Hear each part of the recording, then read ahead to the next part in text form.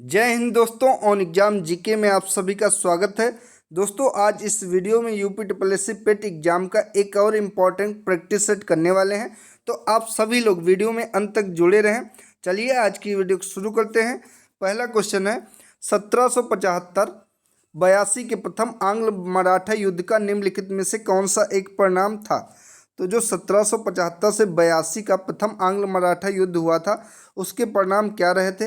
British युद्ध जीत गए थे, मराठा युद्ध जीते थे, या किसी भी पक्ष की जीत नहीं हुई थी। इसमें हैदर अली को शक्ति जुटाने में मदद मिली क्योंकि ब्रिटिश और मराठा आपस में युद्ध में लगे थे। तो इसका करेक्ट ऑप्शन हो जाएगा ब्रिटिश युद्ध जीत गए थे, इस युद्ध का परिणाम था। Option number A correct option है। अगला 18वीं सदी में भारत में लड़े गए युद्धों का निम्नलिखित में से सही कालानुक्रम कौन सा था। तो सबसे पहले कौन सा युद्ध लड़ा गया था, सबसे पहले चेक करते हैं चारों ऑप्शन में। तो सबसे पहले युद्ध अंबर युद्ध लड़ा गया था, जो कि कब 1749 को लड़ा गया था। उसके बाद प्लासी का युद्ध लड़ा गया था 1757 ईस्वी में। उसके बाद वांडी वास का युद्ध लड़ा गया था 1760 ईस्वी में। उसके बाद बक्सर का युद्ध जो कि 1764 ईस्वी में लड़ा गया था। तो इसका करेक्ट ऑप्शन हो जाएगा option number B correct option हो जाएगा। अगला मोहनजोदड़ो का स्थानीय नाम क्या है। तो मोहनजोदड़ो का स्थानीय अर्थ है मृतकों का टीला। Option number D correct option है। भारत के राज्य चिन्ह में प्रयुक्त होने वाले शब्द सत्यमेव जयते किस उपनिषद से लिए गए हैं। तो सत्यमेव जयते जो कि भारत का राष्ट्रीय वाक्य है, ये मुंडक उपनिषद से लिया गया है। Option number A correct option है। अगला वास्को डिगामा कहाँ का रहने वाला था। तो वास्को डिगामा जो कि पुर्तगाल का रहने वाला था, एक पुर्तगाली था, और यह भारत 1498 में आया था। सबसे पहले पुर्तगाली ही भारत आए थे, ध्यान रखेंगे। अगला सूची 1 को सूची 2 से सुमेलित कीजिए।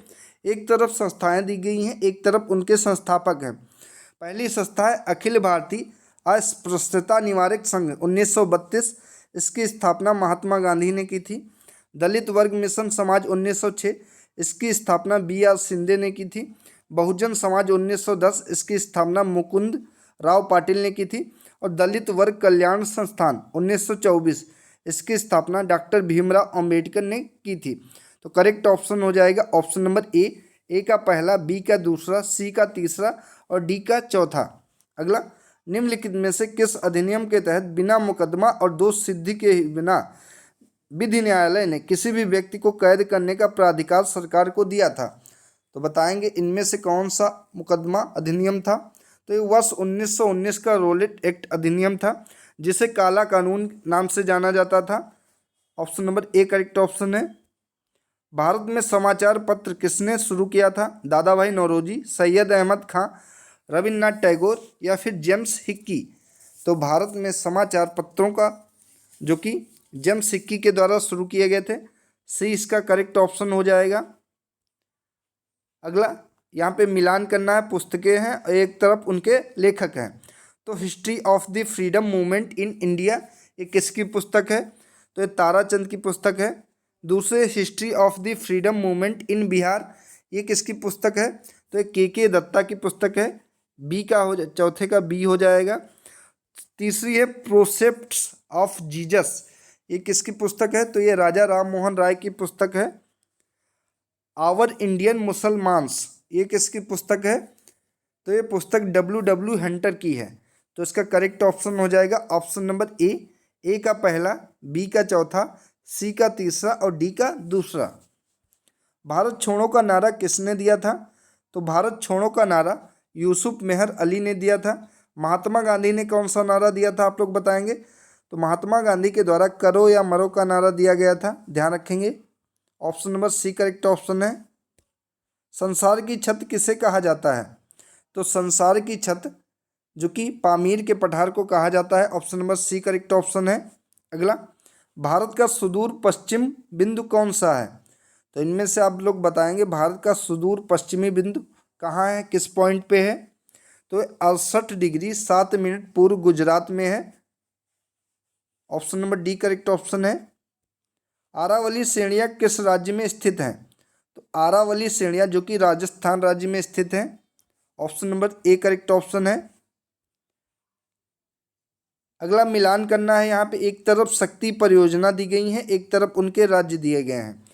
तो जवाहर सागर परियोजना राजस्थान राज्य की है, नागार्जुन सागर परियोजना ये आंध्र प्रदेश राज्य की है, शिव समुद्रम परियोजना ये केरल की है, तो ये केरल की नहीं है, ये कर्नाटक की है।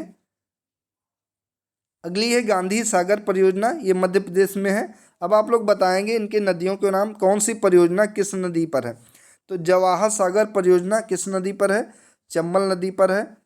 नागार्जुन सागर परियोजना ये कृष्णा नदी पर है। और शिव समुद्रम परियोजना जो कि कर्नाटक में है, ये कावेरी नदी पर है। और गांधी सागर परियोजना मध्य प्रदेश, ये चंबल नदी पर है, ध्यान रखेंगे। अगला, भारत में प्रथम न्यूक्लियर ऊर्जा स्टेशन की स्थापना कहाँ पर की गई थी। तो भारत में पहले न्यूक्लियर ऊर्जा स्टेशन की स्थापना तारापुर में की गई थी। Option number D correct option है।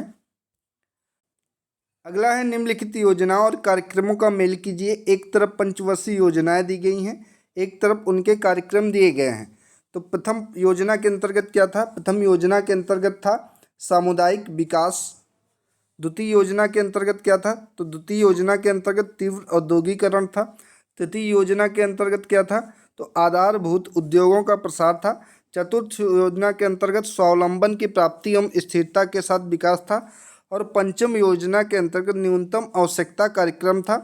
तो इसका करेक्ट ऑप्शन हो जाएगा option number D, D correct option हो जाएगा। ए का दूसरा, बी का पहला, सी का तीसरा, डी का पांचवा और ई का चौथा। निम्नलिखित में से कौन मुक्त व्यापार को सबसे अच्छे से परिभाषित करता है। आयात को हतोत्साहित किया जाता है, निर्यात और आयात पर कोई प्रतिबंध नहीं है, निर्यात पर कोई शुल्क नहीं है, आयातित सामान ड्यूटी फ्री बनाए जाते हैं। तो इनमें से मुक्त व्यापार को सबसे अच्छे से निर्यात और आयात पर कोई प्रतिबंध नहीं होता है, ये परिभाषित करता है। Option number B correct option होगा। गोल्डन हैंडशेक स्कीम किससे संबंधित है। तो गोल्डन हैंडशेक स्कीम जो कि स्वैच्छिक सेवानिवृत्त से संबंधित है। Option number D correct option होगा। वर्ल्ड डेवलपमेंट रिपोर्ट किसका वार्षिक प्रकाशन है। तो वर्ल्ड डेवलपमेंट रिपोर्ट जो कि विश्व बैंक IBRD का प्रकाशन है। Option number A correct option है। किसी राष्ट्र की राष्ट्रीय आय क्या होती है। तो किसी राष्ट्र की राष्ट्रीय आय उत्पादन कार्यों का योगफल होता है। Option number B correct option हो जाएगा कि किसी राष्ट्र की राष्ट्रीय आय जो कि उत्पादन कार्यों का योगफल होता है, ध्यान रखेंगे। किस संवैधानिक संशोधन अधिनियम द्वारा संविधान में मूल कर्तव्यों को सम्मिलित किया गया है। तो बताएंगे किस संवैधानिक संशोधन के द्वारा मूल कर्तव्यों को संविधान में सम्मिलित किया गया है। तो ये 42वां संविधान संशोधन के अंतर्गत किया गया है। Option number A correct option है।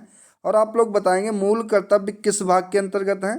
तो ये भाग 4 का के अंतर्गत है। और अनुच्छेद क्या है, तो अनुच्छेद 51 का है, ध्यान रखेंगे। अगला, संसदीय प्रणाली वाली सरकार को अन्य किस नाम से जाना जाता है। तो संसदीय प्रणाली वाली सरकार को अन्य संघीय सरकार के नाम से जाना जाता है। Option number C correct option है। जब राष्ट्रपति एवं उपराष्ट्रपति का पद खाली हो तो भारत के राष्ट्रपति के पद पर कौन होता है।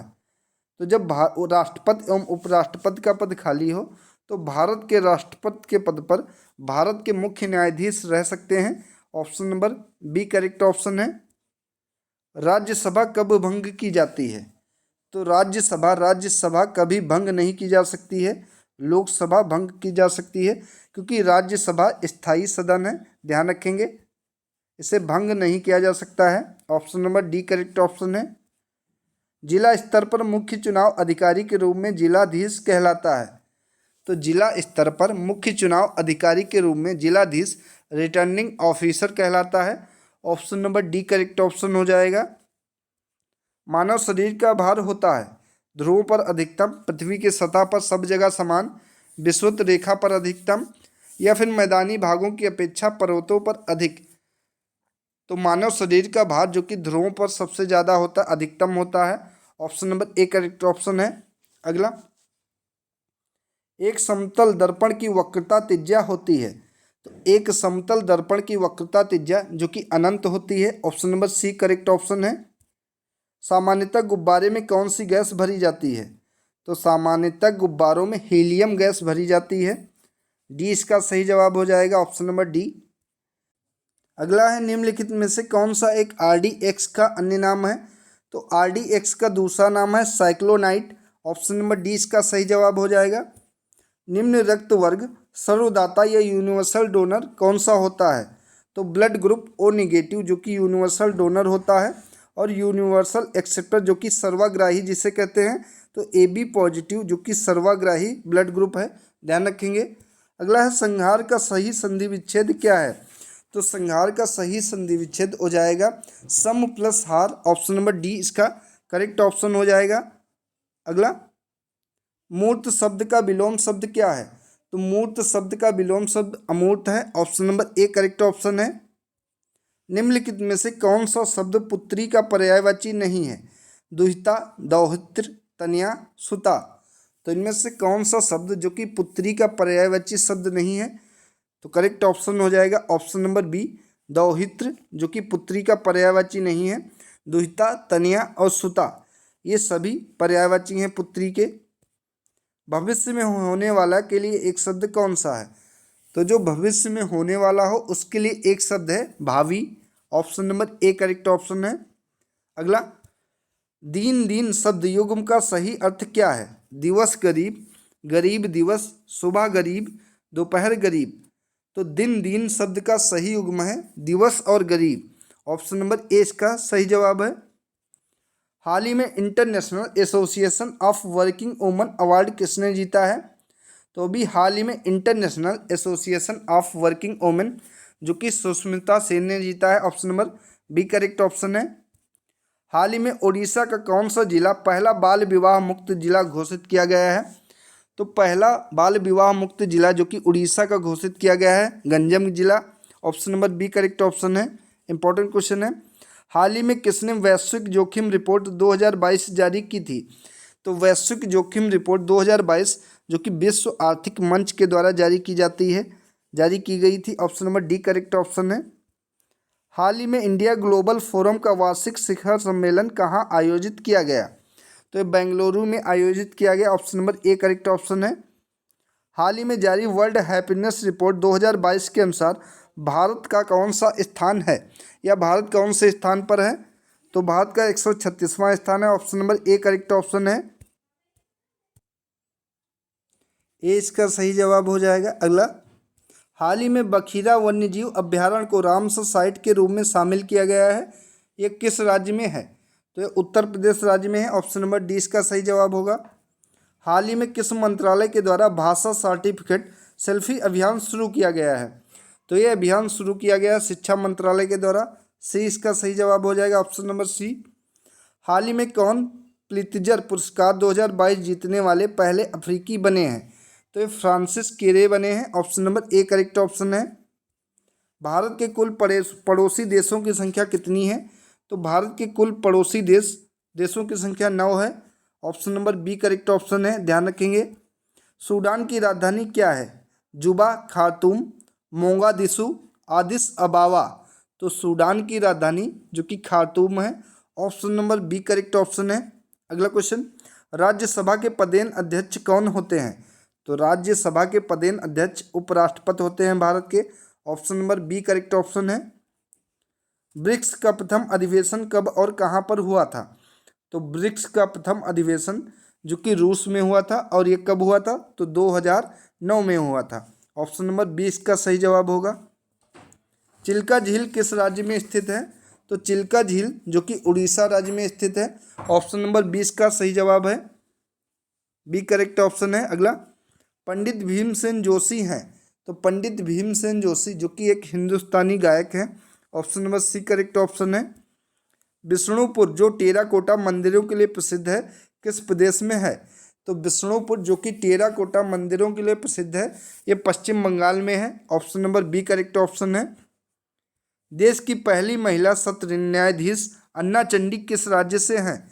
तो देश की पहली महिला न्यायाधीश जो कि अन्ना चंडी हैं ये किस राज्य से हैं? तो केरल राज्य से हैं। Option number C correct option है। अगला, हॉकी में कितने खिलाड़ी होते हैं?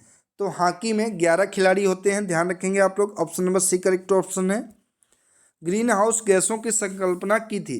ग्रीन हाउस गैसों की संकल्पना जो कि जोसेफ फोरियर ने की थी। Option number A correct option है। तो दोस्तों ये थी आज की इम्पोर्टेंट वीडियो अगर आप सभी को अच्छी लगी हो तो वीडियो को लाइक एंड शेयर करें और चैनल को सब्सक्राइब करें। धन्यवाद।